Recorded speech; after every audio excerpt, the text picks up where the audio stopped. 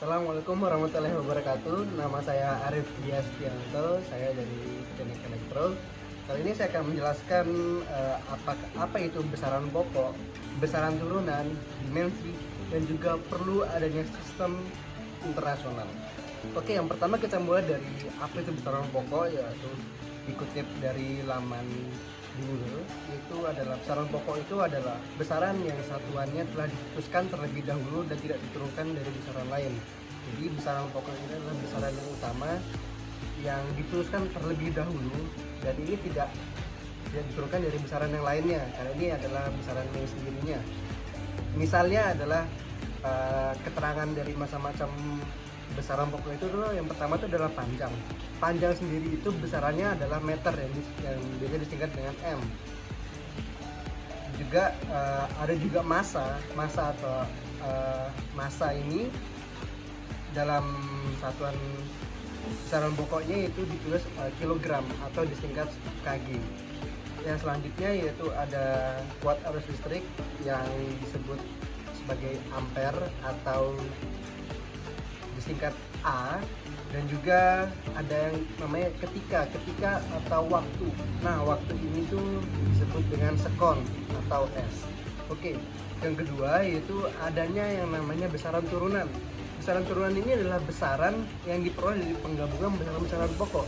Jadi besaran-besaran pokok tadi itu digabungkan dan menjadi besaran turunan.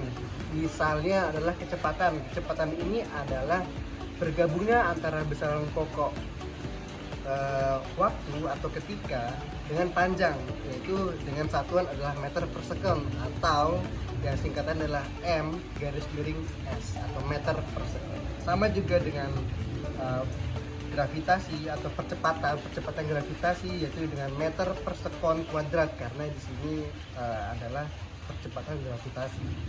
Oke, selanjutnya adalah apa itu dimensi.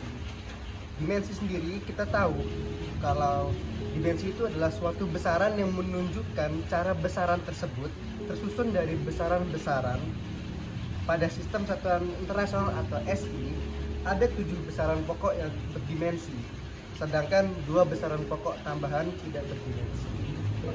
Yang terakhir adalah mengapa sih harus ada sistem satuan internasional? Jawabannya simpel sekali.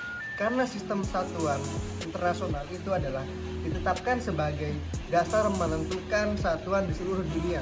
Sehingga dengan adanya satuan baku, maka diharapkan tidak ada perbedaan hasil nilai ataupun pengukuran. Jadinya, jika tidak ada sistem satuan internasional, para fisikawan yang ada di dunia mungkin akan berbeda-beda menentukan hasil yang akan ditentukan pada hasil akhirnya. Oleh karena itu diadakanlah satuan internasional ini agar semua fisikawan yang menghitung tentang fisika, masuk besaran pokok dan lain sebagainya itu tetap sama, dan akhirnya semua juga memiliki hasil yang sama, akhir yang sama, dan juga jawaban yang sama.